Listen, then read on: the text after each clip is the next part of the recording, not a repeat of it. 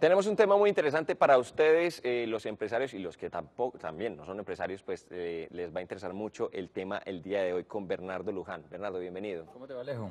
Hay una nueva ley, ley de insolvencia para personas naturales, o sea, Sí, por ejemplo, yo que no tengo una empresa. correcto. Es ¿De una qué ley muy interesante. ¿De qué se trata esa ley? Básicamente es dándole la oportunidad a las personas naturales, así como vos, como cualquiera de las personas hoy televidentes que nos están viendo, que si tienen muchas deudas y no les está quedando fácil pagarlas, se puedan acudir o puedan acogerse, perdón, a esta ley para que busquen renegociar las deudas con todos los acreedores y así puedan cumplir con sus compromisos. Lo que pasa es que no estarán cumpliendo con los compromisos en la fecha en que los acreedores esperaban que se les pagara, pero efectivamente terminarán por cumplir los compromisos de manera que las deudas que tienen sean pagadas. Estamos hablando de cualquier tipo de deudas, bancarias, de créditos, cualquiera. Muy bueno que Hay hagas esa unas- hay pregunta, unas que porque, no. porque hay solamente una que no, que es la de alimentos. Todas las deudas que tengan que ver con alimentos no están incluidas dentro de esto, no se pueden renegociar y además los procesos ejecutivos que vayan en contra de las personas por alimentos deben continuar. O sea, las personas que esperen o que aspiren, mejor, a que las deudas de alimentos que tienen con su pareja sean negociadas más bien, eso no lo pueden hacer, o no por lo menos por este proceso, lo podrán hacer por las instancias judiciales que tengan para eso. Muy seguramente muchos televidentes a esta hora están diciendo, hombre, me interesa porque pues muchos tenemos deudas y algunos pues obviamente las tienen muy grandes. ¿Qué tipo de personas se acogen a esta ley? Cualquier persona que no sea comerciante. Miremos quiénes son las personas que son comerciantes. Si yo tengo un negocio, como tal, el negocio es una persona jurídica, si es una sociedad anónima, limitada, toda, que se deberá acoger a la ley de insolvencia para personas jurídicas, que sería la 1116. Esta ley es solamente para personas del común y corriente, que no son comerciantes, para los empleados, para las personas que son inversionistas. Si vos, por ejemplo, tenés inversiones en una empresa, no porque la empresa sea comerciante, vas a tener el carácter de comerciante. Vos tendrás el carácter de una persona natural, simplemente que tendrá en este caso unas deudas, la comerciante sería la sociedad, pero vos no estarás haciendo actos de comercio, tendrás unas inversiones en sociedades que son comerciantes, pero yo como tal no lo seré. Entonces, estas personas, yo por ejemplo, tengo una empresa, yo soy dueño de la empresa, pero yo no estoy registrado en Cámara de Comercio. Por no estar registrado en Cámara de Comercio puedo acudir a esta ley.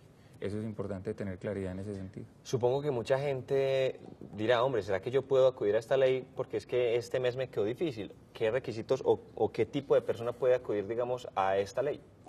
Hay ¿O un cuál? requisito grande en cuanto al monto de las deudas y es, yo debo tener 2 o más acreedores a quienes les deba mínimo a 90 días o tener también otra posibilidad para poder acudir a esta ley es tener una deuda que se esté cobrando judicialmente y que ese monto de o los 2 acreedores a más de 90 días o la deuda que me están cobrando judicialmente sea mínimo del 50% del monto de mis deudas. Luego no es simplemente que yo le debo al colegio y que como tal yo me voy entonces a coger para que esa deuda me la financien. No, tengo que tener un monto total de pasivos y que mínimo el 90% de esos pasivos estén o cobrados judicialmente o que estén mínimo a 90 días, aunque todavía no me hayan cobrado judicialmente. Si yo quiero acudir a esta ley, ¿a dónde debo ir? Esta clase de leyes, ¿dónde las puede uno Primero, lo que tomar? decía en alguna oportunidad, se debe asesorar muy bien por parte de un abogado.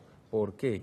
Porque no todas las personas tienen derecho a acogerse a esta ley y en algunos de los casos empiezan a desgastarse, o ellos o a sus acreedores, en trámites generando expectativas que no tienen por qué generarse.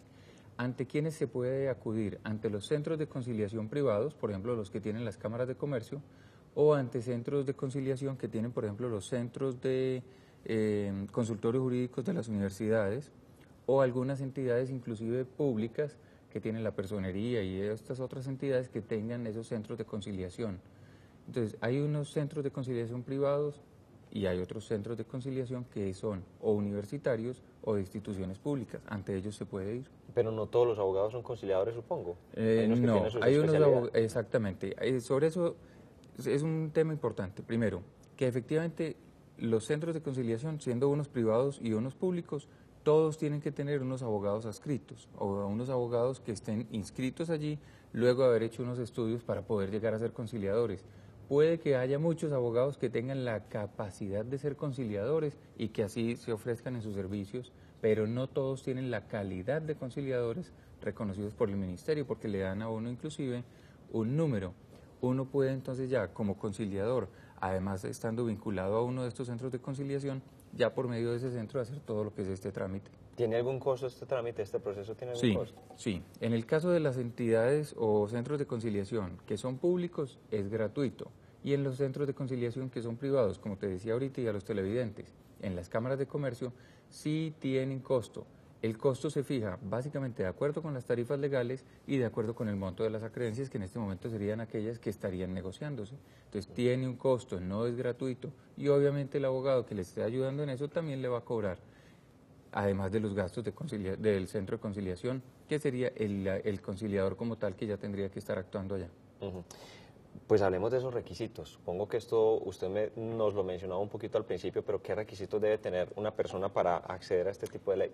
Digamos que pues, lo que mencionabas ahorita como requisitos para poder acceder a este tipo de ley es uno, y es básicamente lo de la de las consideraciones en cuanto al monto de los pasivos, que no es por cualquier monto de pasivos que uno puede acudir a esta ley. Estos requisitos de pronto de los que podríamos estar mencionando en este momento son aquellos documentos que se deben adjuntar como tal a la solicitud de este acuerdo de renegociación de acreencias. ¿Qué es básicamente o cuáles son básicamente? Son 10 y cada uno de los cuales podríamos hablar mucho. De hecho, inclusive de esta ley creo que hoy no vamos a terminar de hablar, es todavía extensa y podríamos hacer, digamos, algún tipo de ejercicio con una persona que podría plantearse aquí, así sea figurativamente, para ver qué tipo de acuerdo podría uno llegar a plantear. Primero, ¿cuál es la explicación que da esta persona no comerciante para decir por qué cayó en este estado de insolvencia? Eso es muy importante porque no solamente se trataría de decir, este es el primero de los requisitos, no solamente se trataría de decir cuáles son aquellas razones personales, sino de pronto aquellas razones que le generaron a él esos menores ingresos con los cuales pretendía atender sus deudas normales y que ya no está pudiendo atenderlas. Ese es apenas el primero. Segundo, una relación muy detallada de todos los pasivos. ¿Cuáles son los pasivos? Las deudas que yo tengo. Entonces las tengo que discriminar muy bien y además decir a quién o con quién se tiene cada una de las deudas, pero en estas deudas es importante tener en cuenta que no se pueden tener, para efectos de la consideración del 50% del monto de los pasivos, no se puede tener en cuenta personas que sean vinculadas familiares. ¿Qué quiere decir? Que si yo tengo una deuda, por ejemplo, con mi mamá, que tengo una deuda del monto total de mis pasivos son 500 millones y yo tengo 300 con ella, esa deuda no cuenta para ese efecto de determinar si estas deudas mías, mayores al 50%, están con vencimientos mayores o iguales a 90 días o que estén demandadas judicialmente. No, la familia no cuenta para este cálculo específicamente. Eso también es importante porque a veces las empresas, o bueno, las empresas no, porque no estamos hablando de empresas, sino de personas no comerciantes, a veces las personas no comerciantes se endeudan con familia y esas deudas no se tendrían en cuenta para ese cálculo. Entonces, en la discriminación de pasivos, aunque hay que discriminarlas, para efectos del cálculo, esas personas no podrían llegar a tenerse en cuenta en eso. Bueno, muy bien lo dijo usted hace un momento. Este tema realmente es muy extenso y muy seguramente a los televidentes les interesa mucho porque es una ley muy interesante que le ayuda a ustedes a, si tienen una deuda, pues obviamente cómo poder sopesarla un poquito más. Allá con muchísimo gusto los atenderemos, llaman, piden la consulta, con mucho gusto los recibiré para atenderles o resolverles las dudas. Continuamos con el tema la próxima. Sí, la próxima. sí, porque no solo es de actualidad, porque es de ahora una ley que salió el 25 de enero, sino porque además es muy extensa. Claro que sí.